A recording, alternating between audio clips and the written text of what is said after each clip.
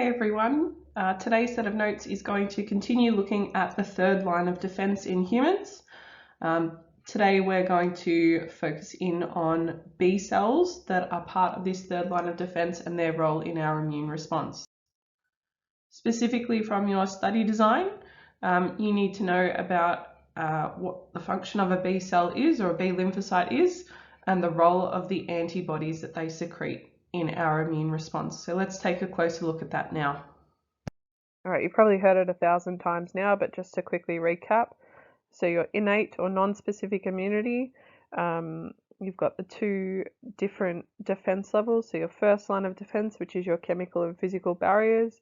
Physical are things like intact skin, chemical being things like stomach acid or lysozymes in your tears. Level 2, or your second line of defense, are those internal mechanisms once the pathogen has breached your first line of defense.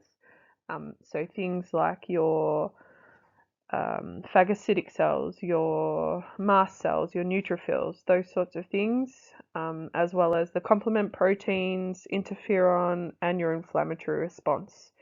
If you need refreshing on how each of those individual things work, please take the time to go back and listen to the notes from our previous lessons. And then finishing off our immune system's response today, we're looking at, or finishing looking at the adaptive or specific immune response, or our third line of defense. We've already focused on our T helper cells and our cytotoxic T cells in our last set of notes. So today is solely focused on B cells and the antibodies that they produce. So this is exactly the same as what we discussed in the previous set of notes. Our adaptive or our specific immune response is developed throughout the life of the individual as they are exposed to more and more pathogens. It will only be triggered after the innate or non-specific immune response has failed. And the immune response that is generated by the third line of defense, or your adaptive immune response, is unique. It is specific to that particular pathogen or non-self antigen that has triggered the response. Like I said at the start, we're focusing on our humoral or our B cell activation today, and how this process eventually leads to us producing something called an antibody. All right, a quick recap from last lesson to make sure we're all on the same page. Our helper T cells, once they were interacting with an antigen presenting cell, they were selected, or clonal selection occurred. They then underwent clonal expansion, where they created many copies of themselves, and those copies then released the cytokines that communicate with all other immune cells and tell them what to do. In particular, those cytokines trigger our cytotoxic T cells, and they will also trigger our B cells, which we'll talk about today. Just quickly recapping on our cytotoxic T cells, again, they interact with our antigen presenting cell. If clonal selection occurs, where they do have the corresponding or the complementary receptor to the non-self antigen on the antigen presenting cell they have been selected for, they will undergo clonal expansion only once they receive that signal from the cytokines from the helper T cell, and then again making many copies of themselves, and those copies will scour your body trying to find any infected self cells that need to be, eliminated or destroyed to prevent the spread of that pathogen. Just a reminder, they were focused on intracellular pathogens, such as viruses, okay, because this particular pathogen is infecting the inside of the cell rather than just the surrounding tissue of the cell. We also briefly spoke about memory T cells, which were produced both by cytotoxic T cells and helper T cells. So both of them produce a memory T cell version of themselves. And their whole purpose was to remain inside your body stored in various locations so that if your body is ever exposed to that same pathogen or non-self antigen again, it is quite easy for your antigen presenting cells to randomly come across a T cell with a matching or corresponding receptor, which means that your third line of defense response is going to be much quicker and much stronger because there are more copies of that helper T cell or cytotoxic T cell available to kickstart that third line of defense. So some information about our B cells. B cells mature in the bone marrow, okay? B for bone. Just like our T cells were matured in the thymus, T for thymus, okay? That's another way that you can remember it. And then once they've matured, they're going to migrate to our lymph nodes. Remember, our lymph nodes were those regions of our body, so like the soft tissue in your neck, your armpits, your groin region, pretty much anywhere on your body that you've got soft tissue, that's where you're going to find your lymph nodes. So your B cells, or your humoral response, it's designed to deal with extracellular pathogens. Okay, so this is opposite to the T cells. Extracellular pathogens are pathogens that do infect your body, but they don't actually penetrate the plasma membrane. So they're in the surrounding tissue around your cells. A prime example of an extracellular pathogen would be a bacteria. Okay. It may also target virus particles that haven't penetrated the plasma membrane of a cell yet, but the pathogen needs to be extracellular, so it cannot have infected a cell yet. So the primary response of these B cells is to produce a special protein that we know as an antibody.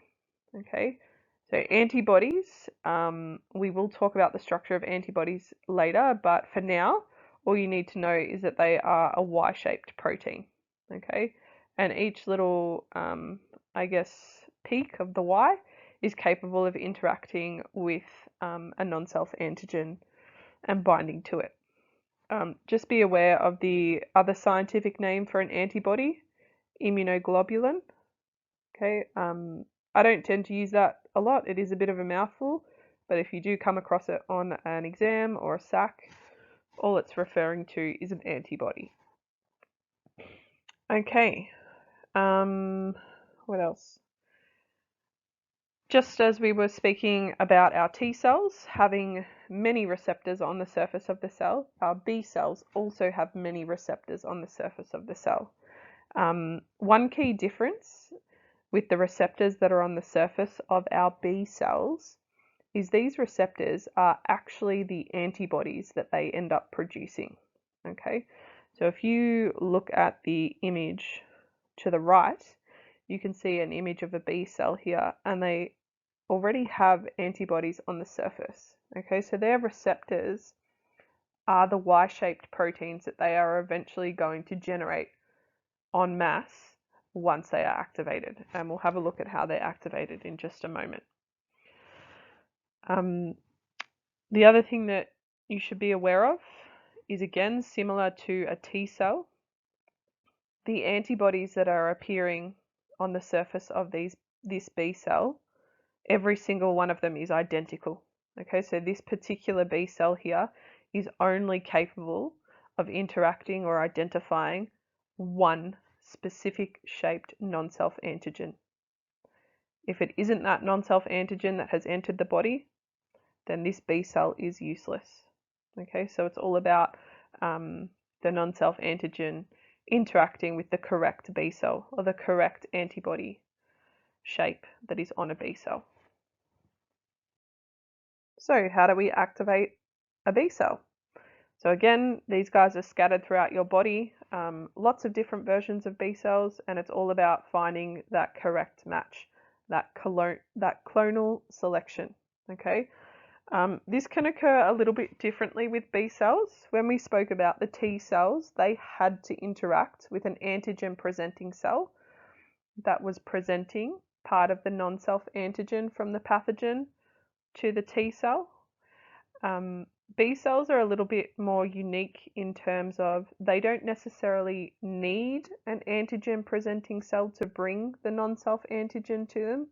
They actually have the ability to interact with the non-self antigen all on their own. Okay, so either option can happen. In this diagram here, we are looking at just the antigen. So it's not really attached to, say, like a bacteria or anything like that that's interacting with our B cell here. Okay. So when we do have our complementary match, so our non-self antigen has a complementary match to the receptor or the antibodies on the surface of the B cell, that's when clonal selection has been achieved and we have selected the correct B cell. We then need to wait for our helper T cell. Okay, remember our helper T cells are the ones that release the cytokines and signal other cells in the immune system, in your immune system, to perform a particular action.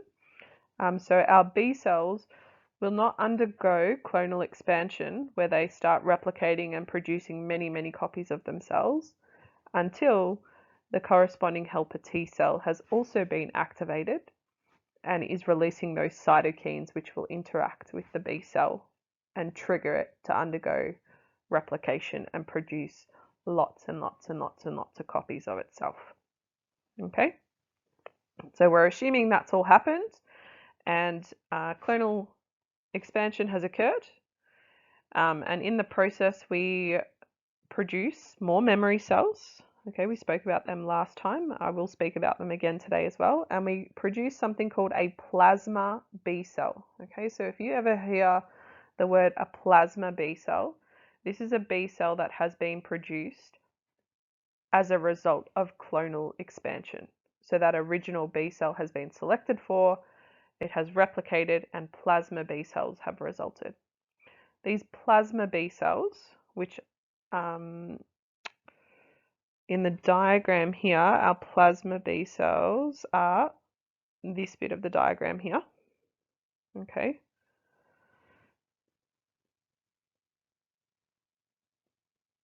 And I know they are plasma B cells because something that you need to be able to recognize is once plasma B cells have been created, their sole purpose for the entirety of their existence is to manufacture one specific protein and one specific protein only. And that is the antibody that surrounds the surface of that cell.